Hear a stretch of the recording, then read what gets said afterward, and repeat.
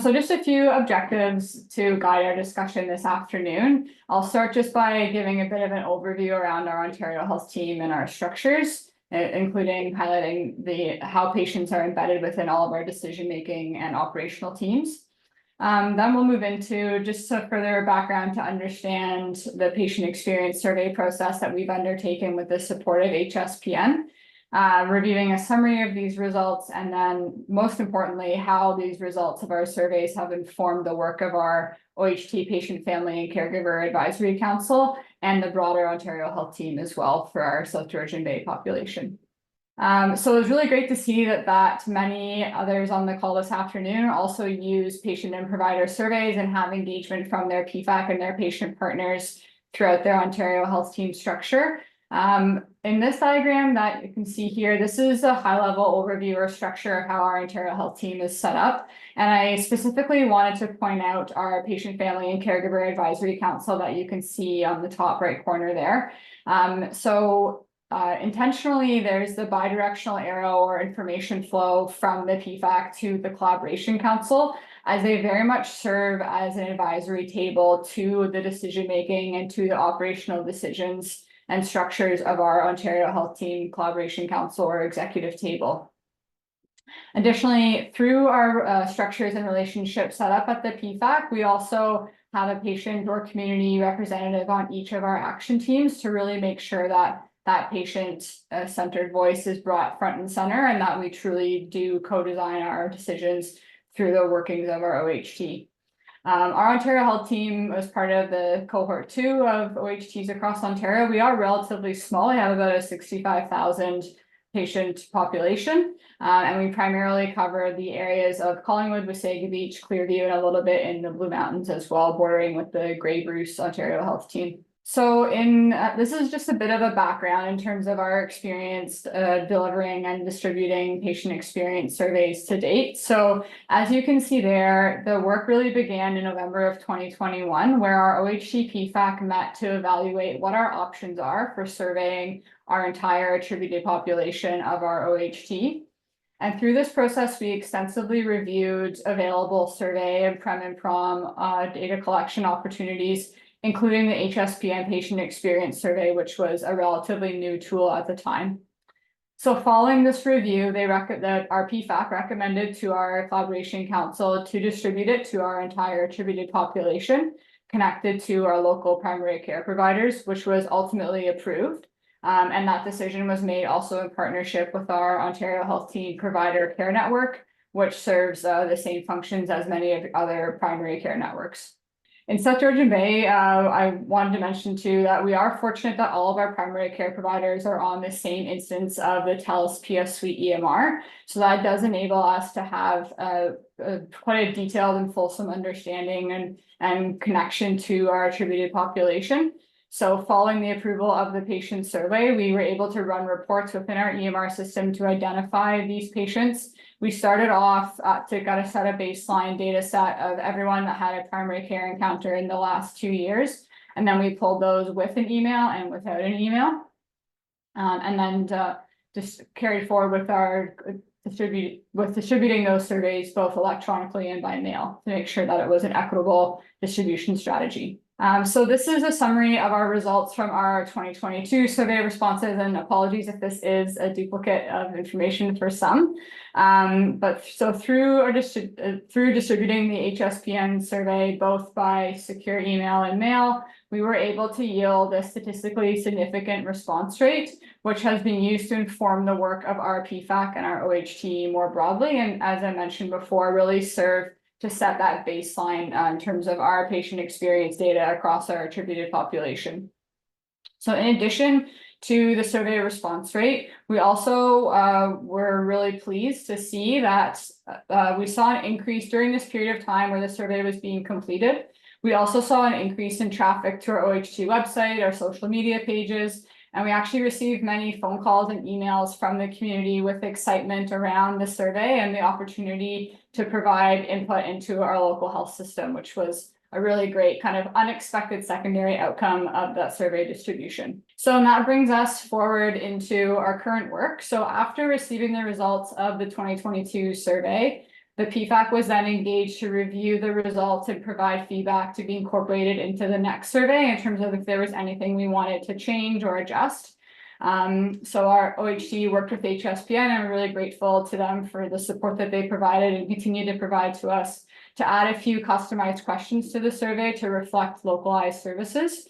And also our PFAC highlighted that it will be important to include both those that have access to primary care and those that don't, that we serve through some of our OHT projects, for example, our unattached patient clinic and our cancer screening services. So those patients were also included with their consent, of course, to be sent out the survey in our 2023 distribution. So you can see there were similar results that we were able to achieve in our 2023 survey. And the distribution of this survey, again, was done in collaboration with our PFAC and our OHT provider care network, just so everyone was made aware that their patients were being surveyed. It was not specific to physicians. It's really just to understand what that broader health system perspective and access to services does look like. And then now we're really excited that by completing the survey for 2 years in a row, we'll now be able to analyze trends and opportunities that we weren't able to necessarily do by just having that one-time baseline data set last year. So we'll bring that forward now. We'll do a report analyzing the 2022 and 2023 data, which is underway, and we'll bring that forward to our action teams, our PFAC, and our collaboration council for their insights. So what does all of the survey data mean is the golden question. And we're really fortunate that we have been able to action quite a few projects and strategic deliverables as a result of the data that has come back through the survey.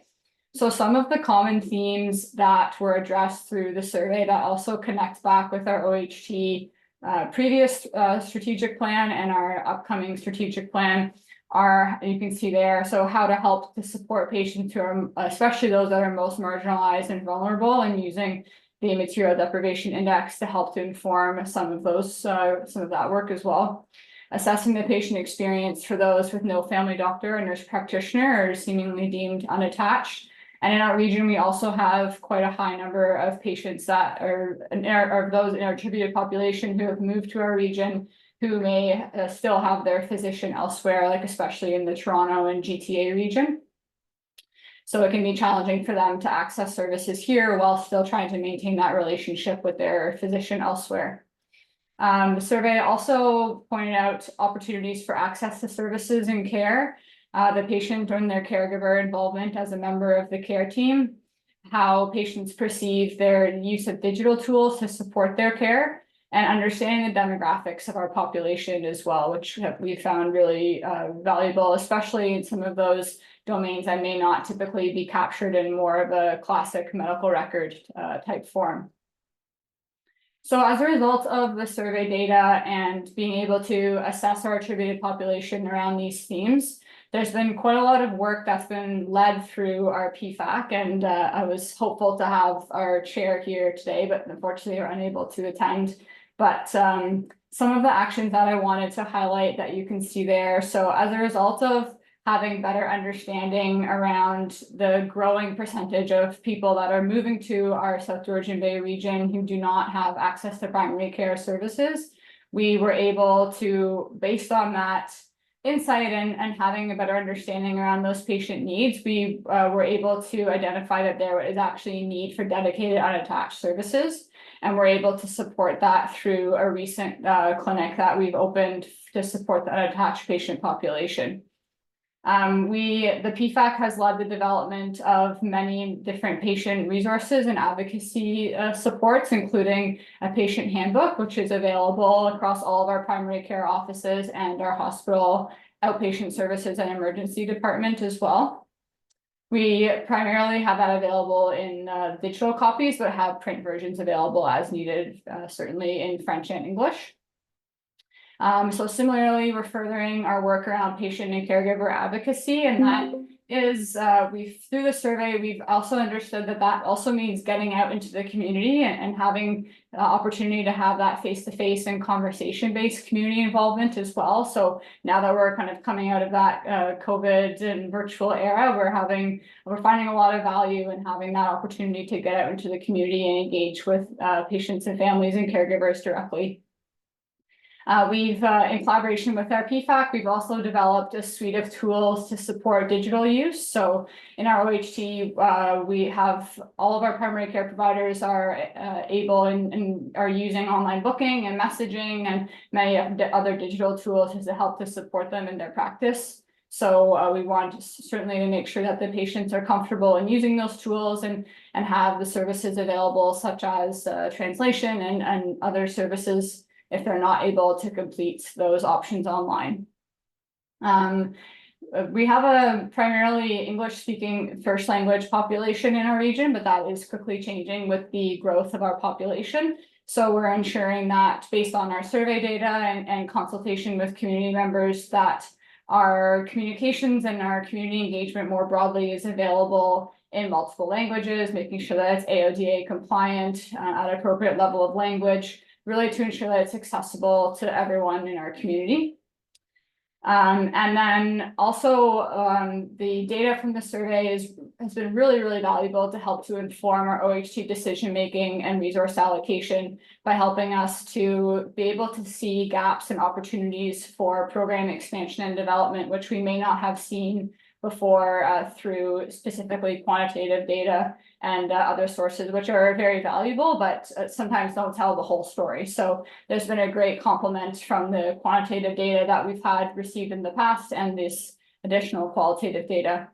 And the last thing that I'll mention that from an action, I know I'm just conscious of time, but as a result of the experience and the process of going through and delivering these surveys, we've worked with our PFAC to actually have a Prem and Prom survey developed for all of our OHT projects. So including like our cancer screening clinics, our unattached patient population work are all incorporate elements of patient experience and provider experience measures to really use that as a foundational evaluation component to all of our work to ensure that it really is centered and adapting to the needs of our ever-changing community and population.